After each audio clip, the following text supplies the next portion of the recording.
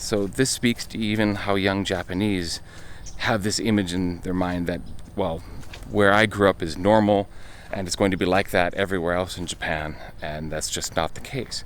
What is good, everyone? Welcome to the channel and welcome to lovely Lake Kawaguchi in Yamanashi Prefecture. Today I'm doing a slightly different intro than I normally do because I want to start today just by saying thank you to all of my new subscribers. Over the past 2-3 months I've gotten quite a few new subscribers. A kind of momentum is happening with the channel, which is fun to see. And of course I want to give a warm welcome to all of you, and thank you so much for those of you who have been subscribed for a long time. You know who you are, and if you comment regularly on my videos, I remember who you are as well. So thank you to all of my subscribers, and I'm looking at the number I have and the momentum that I have, and I'm hoping that it's not too crazy a goal to set 10,000 by the end of the year. Could I possibly get 10,000 subscribers at the end of 2024?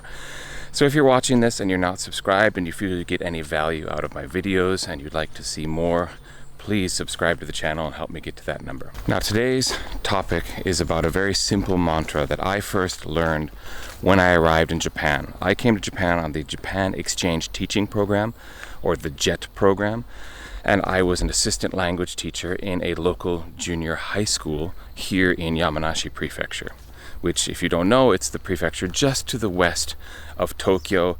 It's where Mount Fuji lies. Okay, when I first came, we were given orientation after orientation, and we were told again and again that ESID, every situation is different.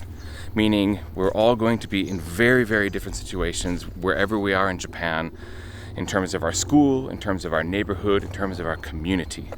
And I want to talk a little bit about that every situation is different idea, because while on the surface it seems obvious, like of course everywhere in Japan is going to be different, right?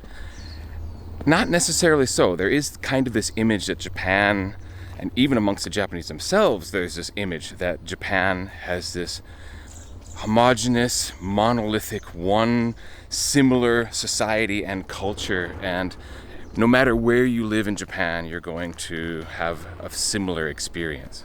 That just simply isn't the case, and I'm going to give specific examples and break it down for you. And I'm going to talk about it in terms of in the workplace, in the neighborhood where you live, and in the larger community in which you reside. Okay, so starting with the workplace, I was in a junior high school, and you're going to find that the people that you work with, the other teachers or co-workers that you have, if it's a business, for example, you're going to find that some people are really interested in you because you're from a foreign country. You're going to find that some people really don't care for you because they don't really like foreigners for some reason. Luckily, those people tend to be rare. And probably the majority of people are going to be indifferent to you, especially if you're an English teacher in a school and, you know, the math teacher and the gym teacher aren't going to really care about you all that much. In my personal case, I worked with 5 different Japanese teachers of English, and 3 of them were amazing. They were amazing to work with, beautiful people. I learned a lot about teaching from them, and they were a pleasure to work with. So 3 of them were great. One of them was very indifferent to me, despite being an English teacher. They didn't really seem to care so much about whether I helped them in their class or not. They utilized my skills and what I could do, but they were, for the most part, kind of indifferent. They weren't unpleasant, but they weren't pleasant either.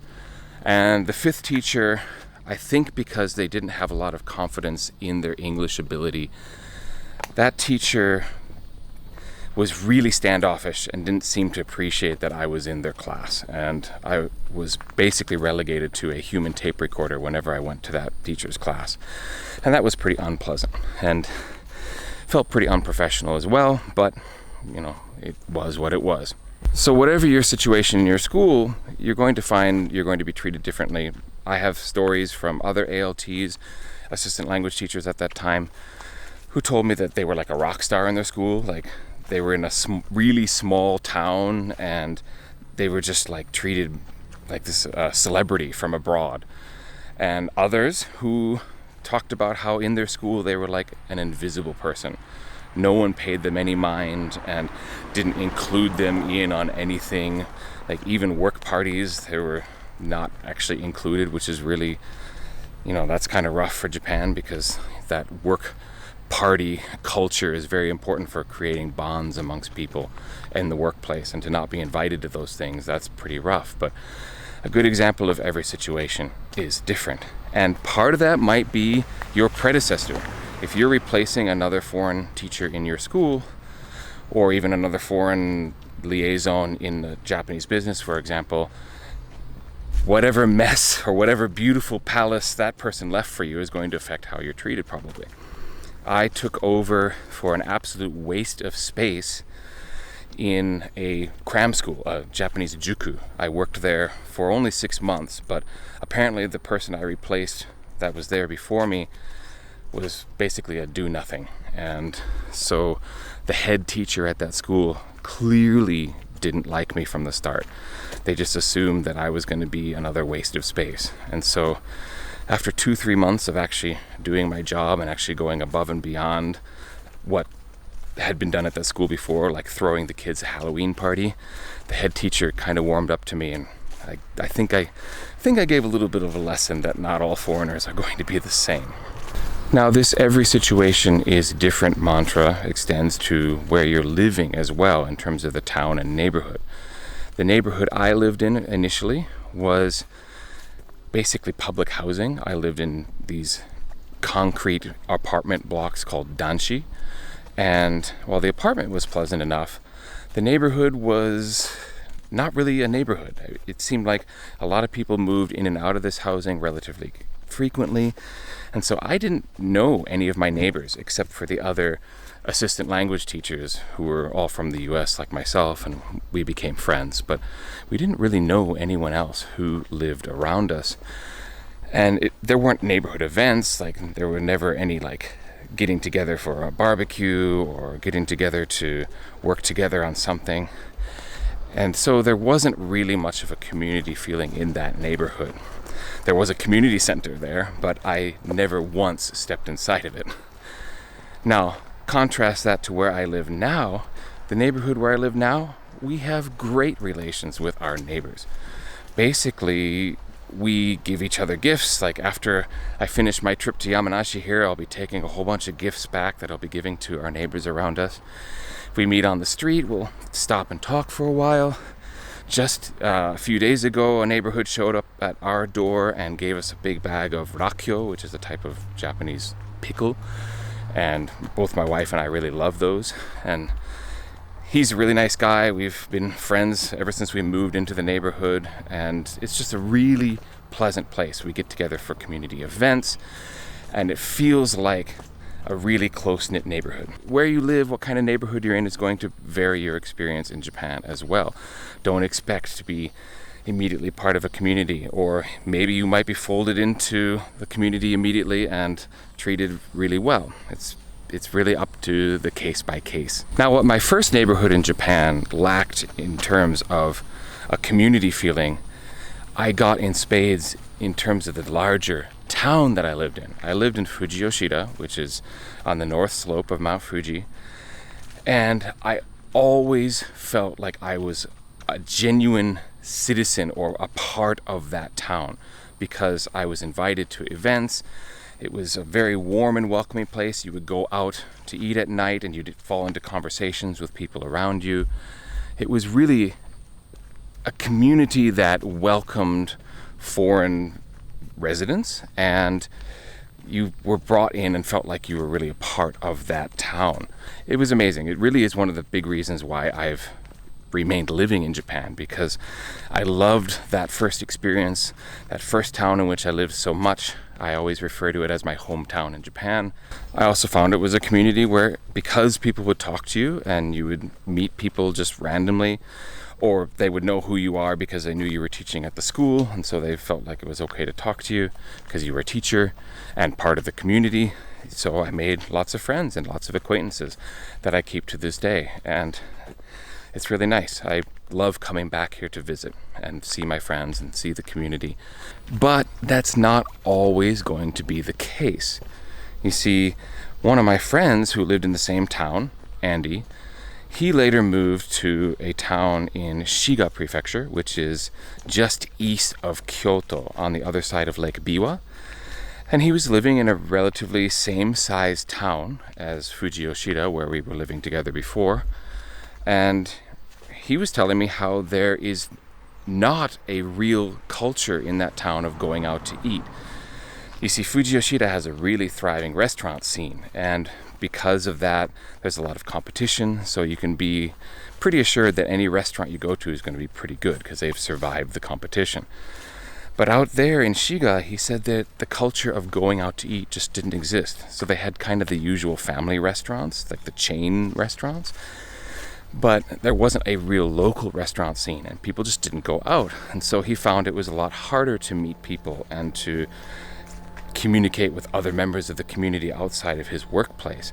And even his workplace didn't hold the same kind of going out and having dinner together or parties together that we had in our town here in Yamanashi. So different places in Japan are going to have a completely different vibe. The people are going to be different, not necessarily in a good or bad way, but just a different type of culture of the place. And again, that might sound like a really obvious point to make, like why would Hokkaido be like Kyushu, and why would Osaka be like Aichi Prefecture, etc., etc.